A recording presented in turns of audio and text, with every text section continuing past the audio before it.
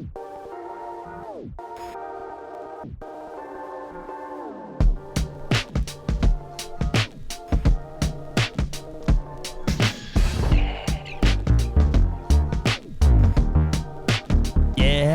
What's up? Welcome to our bonus podcast, Overpromised, Covino and Rich.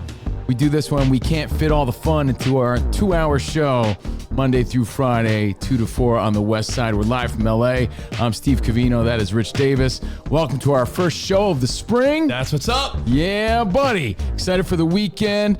And thank you for being here. Maybe you heard about us from the Colin Cowherd shout out today. He did give us some love today. Yo, I got some dumb shit to ask you right out the gate. Before we get into Ohtani and some terrible promotional ideas in the world of sports. Yeah. How many t-shirts do you think you own? Honestly, I have stacks. You're asking the wrong guy. Your daddy stacks, but what do you think? Hundreds. Like, Okay. All right. To be fair, I got rid of a bunch. 150 maybe. Okay. How many are in rotation?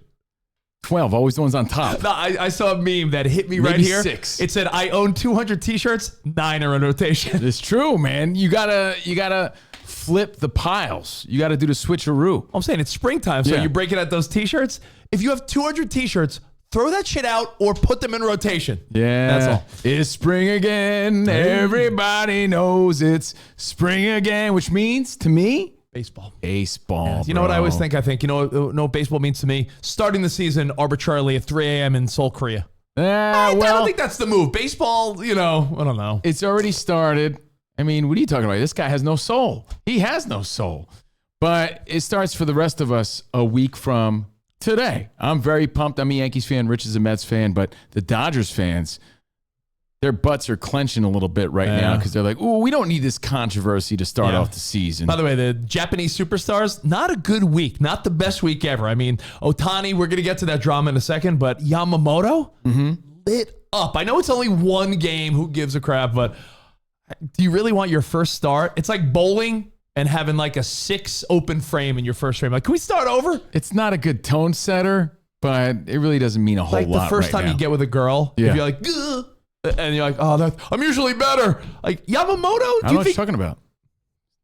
Please, Never happened to me. I've heard. Nah, I don't know what he's talking about. Well, you guys know what he's talking about? I broke this down yesterday on our Fox Sports radio show, so much so that even Colin Cowherd was giving me shouts. So Ohtani, here's the story. His interpreter apparently stole money. I'm going to say it's not stolen. Stole money to place illegal bets. My theory is simple. Ohtani and his dude, who's been his best friend since he's moved to the United States. Look, we're talking about the guy, his right-hand man, his interpreter from the Angel days until now. This guy placed illegal bets. Now, baseball players can bet on any sport legally except baseball or softball. What do you think Pete Rose is doing right now? Eating his popcorn? I think he is. But it's not a matter of did he do anything wrong according to MLB. It's a matter of did he bet illegally through a bookie in the state of California, Orange County? That would be illegal. That's like a big time crime, especially with that amount of money. So I say cover up. I say scandal. I say this dude fell on the sword for his best pal Ohtani. Is like, listen, they're pounding it up and, bro hugging and ass slapping in the dugout. An hour later, fired like he's the worst guy in the world. He is covering for his friend. And Ohtani's like, listen, I'm going to make like $1 billion. I got you. Take the fall. So essentially the interpreter, who's gone back and forth on a story, which caused a lot of speculation, is the fall guy here for Ohtani. And I do agree with Rich. There's something shady going on there. Ohtani is just trying to cover up his name at this point, trying to save face. So the interpreter is the bad guy. But one could also speculate that Ohtani, being such a man of honor, Japanese culture, the discipline he has in life just to be who he is, you think he'd throw his best bud under the bus like that? By calling him a thief? As they said in the movie Twins back in 1988, money talks and bullshit walks. Money talks, bro. And if you're making $700 million and the guy's going to make $1 billion playing baseball in the States, I think his buddy's going to be fine. Maybe he has to go to court. Who knows? It could be more serious. But I think this is a great example of a cover-up for a friend. This happens in the world of music, sports, entertainment all the time. Dude, it happens in your regular day life. You're telling me you never covered up for a buddy. I had a boss when I first started in radio, and I felt really uneasy doing this. Yeah. My first boss, rest in peace, the guy passed away. His name was Tommy. Tommy would be off doing God knows what. He would come by the radio studio when I was doing like the late night show. And he's like, just so you know, and so my wife knows and everyone knows, you and I had a burger tonight at the bar and I was with you. Bye. And I felt shitty about it, but he was my boss. And I was like, all right. And you were a young kid. I'll be your cover up. And I think, yeah, I've dealt with a lot of that. I still deal with it because I got some shady friends in my life. And I'm making a statement today. I think I'm done with it. Why do I got to lie as an adult for someone else? I don't like to lie. I don't like the feeling of it, and I don't want to be involved in your scandals. Listen, so moving forward, I'm not playing your signals. I'm not playing your head nods, right? Right. We went out to dinner, you remember?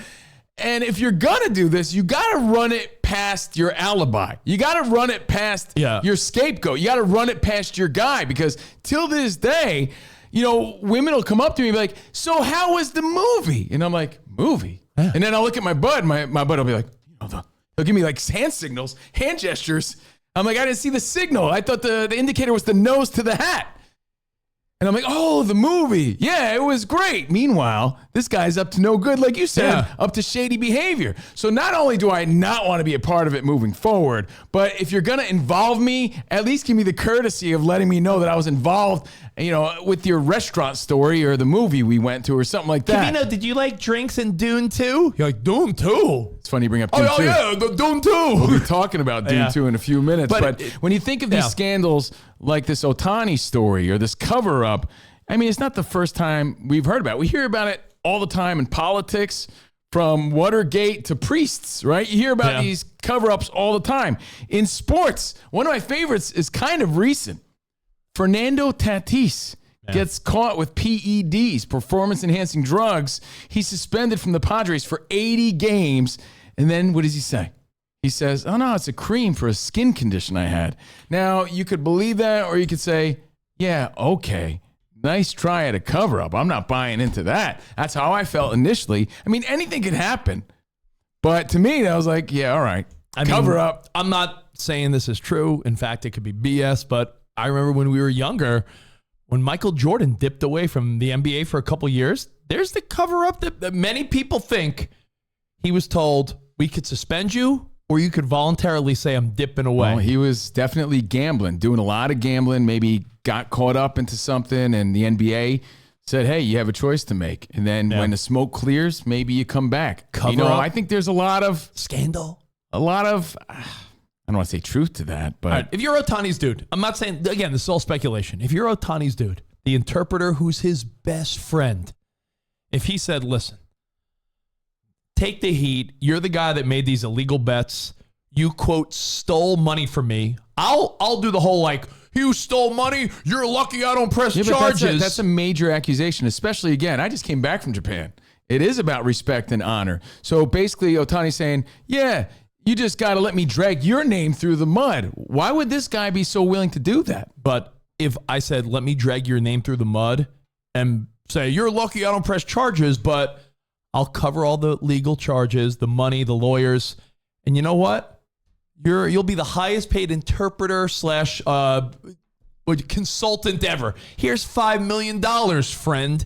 It's a big conspiracy cover-up, if you ask me. No, and you know what? I do agree with Rich. Something fishy going on there. Again, he went back and forth. He told Ohtani about it. Oh, but Ohtani never knew about it. The story changed like 3 or 4 times.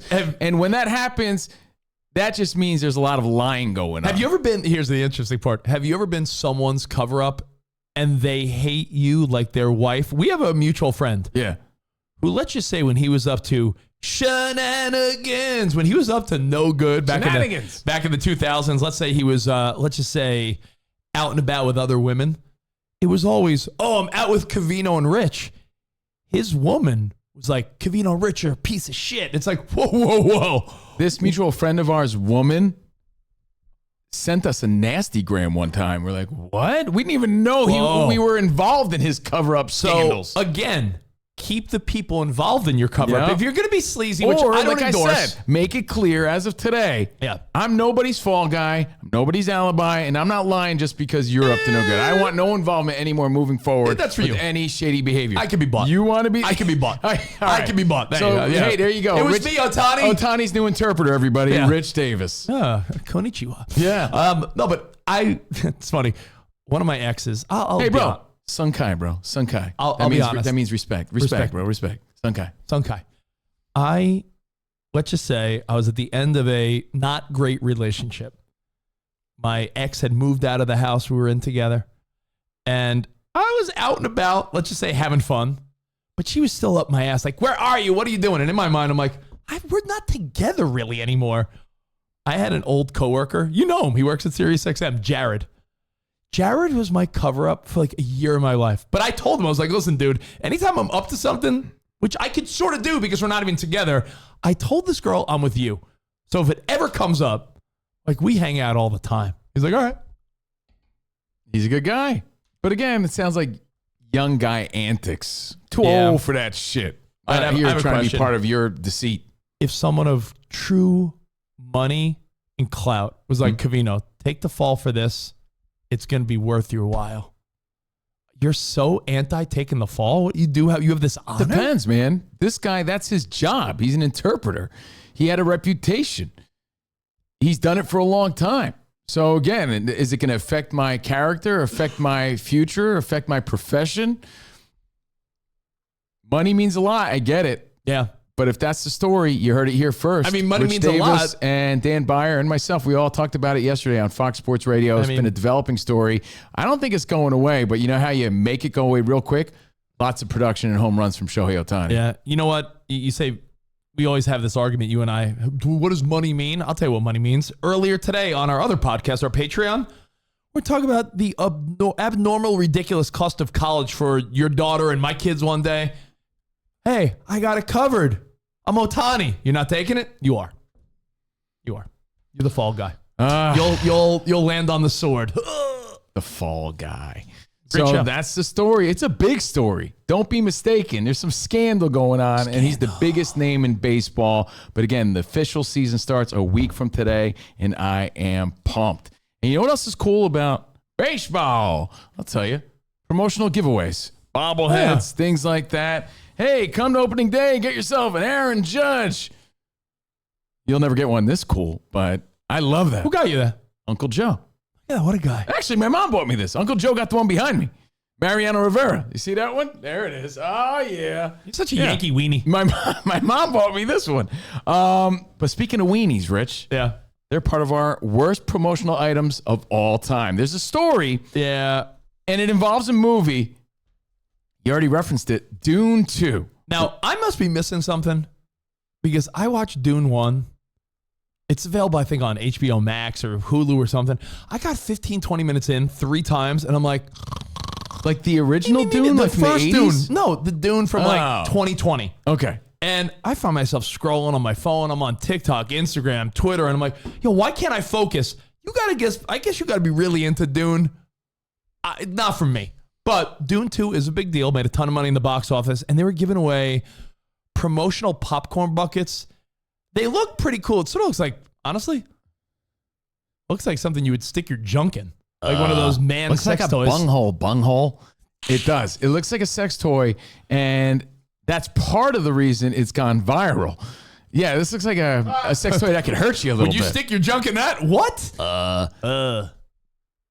It's also gone viral because people are selling it on eBay for like $150 right now. $420. Look at this. Yeah, look at this. Ridiculous. So some promotional items hit, some don't.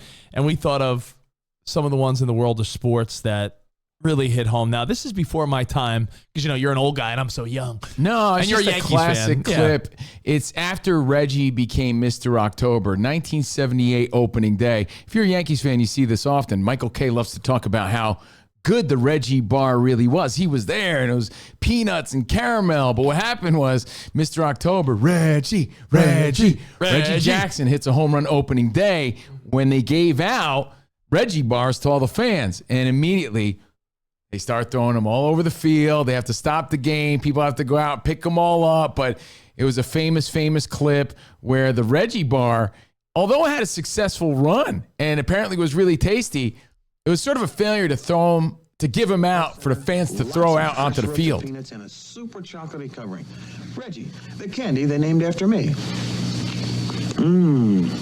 Reggie, you taste pretty good. Yeah, but not meant to be thrown on the field in a candy bar blizzard, as they called it in the headlines. And that makes me think of one I was personally at. I wasn't there in 78. That was before I was born. I think of Reggie Jackson. I think of him as an angel trying to kill the queen. Do you remember that? That was my memory of Reggie Jackson. I think there was a cover-up involved. I think it was too, yeah.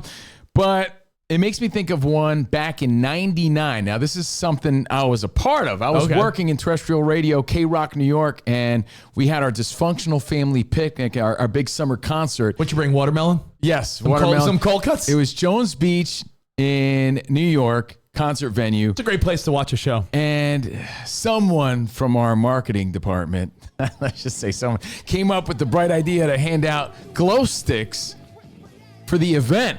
Dude, the second Rage hit the stage, Rage Against the Machine, everybody was so intense and full of fury and fire on this hot summer day. Everybody took their glow sticks and just started throwing them all around. So as the nighttime hit, you just see people getting pelted in the face. Come on. Like, they were just launching glow sticks onto the stage. It's just a terrible hitting idea. People were getting hit in the nose and the eyes. Again, just people swinging them around. The glow sticks became a weapon throughout that night. So not such a great idea. Back in the day when they would give out mini bats and they're like, bad idea. Now, there's something else people were throwing around. But first, you and I always reference this because I remember feeling so bad for the guy. We all remember baseball player Shohei Ohtani, right? Yeah, he was a Vato Loco forever. Now, Shohei Ohtani, not to sound like a dick, he didn't have the best skin. He had, acne and those pock marks. And I remember him being upset. And at the time when he was on the Florida Marlins, they did a bobblehead, but the bobblehead had pimples on it. Yeah, instead of making the bobblehead look better maybe than he does, I mean, did you really have to include that random detail? Fun fact, old presidents, before cameras, they'd be like, yeah, make my nose better. Yeah, in his defense. Make my hair better. By the way, in his defense, they could have made the bobblehead look like Shohei Ohtani minus the acne scars, right? But they really made it bad. It's so bad that we couldn't even find an image of it online because he probably had the internet wiped because he was embarrassed. And I remember thinking, yeah, that was bad. They did him dirty with that. If you have one of these, it might be the ultimate collector's item because Spock couldn't find an image of it. A bad promotional giveaway. A single one of it. Yeah, no, but I remember that story. Yeah, they did him dirty. But talk about throwing things on the field and stupid, shitty promotional ideas. That's like if they made a Rich Davis bobblehead and they included his weak ass hairline. Couldn't they make it? Oh, I'm sorry, bro. I'm sorry. Bro, this is. I'm sorry, man. This hair. They had to do away with this year. They said, "Sorry, Philadelphia fans, you can only blame yourself." They had to stop doing $1 hot dog night because what do you think is going to happen when you say hot dogs are only $1? People start throwing dogs around. Food fight. Literally, the outfield. Hot dogs everywhere. Speaking of food fights, you know what kids are doing nowadays at high school lunch? I'm so mad I didn't think of it. You know what the carrot launcher is? I'm sorry, what? The carrot launcher? The carrot launcher. It's how kids start food fights nowadays. The carrot launcher. They take the Ziploc bag and they inflate it so there's air in it and they put a carrot on there. And the carrot goes flying. Food fight. Hot dogs are flying as a result, man. Funny. I like it. I like it. Something else you could throw onto this. Joe Mauer, recently inducted into the Major League Baseball Hall of Fame. Great hitting catcher. You know what does not belong in the Hall of Fame? What? His sideburns. The Twins did a Joe Mauer sideburn night. Look how stupid that looks. That is just so dumb. It really is. But it is kind of funny. Yeah, you see these kids with the sideburns. It's like Yankees doing mustache night for Nestor Cortez or something like that. Everyone's rocking, little kids rocking mustachios. But yeah, the sideburn night, hilarious, but dumb. And that's what we're talking about. August 10th, 2012. Worst promotional giveaways. Never forget. Yeah, somebody still has that, hoping that it's worth something. Our boss Scott does. He's a big Twins fan. Yeah, he is. He's like, I'm still holding on to these bad boys. Go to his house. He has on his mantle. Joe Mauer sideburns. Joe Mauer sideburn collection. Now, let Is me that take a Merkin or a Joe Mauer sideburn? Let me take you back to the 90s. Out here in Los Angeles, we weren't here yet. Yeah. You were living on the East Coast. Mm-hmm. The Dodgers decided to, you would think by the 90s, this would have been worked out, like, bad idea. They did baseball night at Dodger Stadium. Tommy Lasorda gets in a fight with the umpire. He gets thrown out to back up Lasorda. The fans like, yeah! And they all start throwing the baseballs on the field. Well, no one could have predicted that, right? Because you don't want to get rid of your baseball. But when Lasorda gets thrown out, umpire Jim Quick talks with Tommy. It makes sense. Pulls the players in. The game delayed a few minutes. Then in the bottom of the 8th, 2-1 cards. Eric Carroll strikes out looking. You know what? I'm wondering if now that's why. It's probably budget reason, obviously. But you know when they say first 14, 15,000 in gets X, Y, and Z? Yeah. Maybe that's why, because they're like, yeah, we don't want to deal with these hassles anymore. So yeah, we'll only give it to like the first 10,000 people or something like that. Well, but I'm sure they're saving money too. Your baseball season. We're like a week away. You know what was a bummer for Mets fans last year? Edwin Diaz. Everything? Yeah. Oh, No, you're right. You can end it there. Everything. Everything was a bummer. Yeah. No, Edwin Diaz got hurt in the World Baseball Classic. And that's like the Mets' identity the year before. Remember Timmy Trumpets and like Edwin Diaz with that awesome entrance out of the bullpen? Didn't you get that Edwin Diaz like Vuvuzela on promotional night? It was halfway through the year when the Mets sucked. Yeah. And Edwin Diaz hadn't played all year because of the injury. And they had like Timmy Trumpet's bobblehead night with the trumpet. And it's like, maybe you should have canned that one until the next year. Yeah, save those bad boys. Save the inventory. But by the way, have you seen he's made his first entrance to Timmy Trumpets again? No, I must have missed that.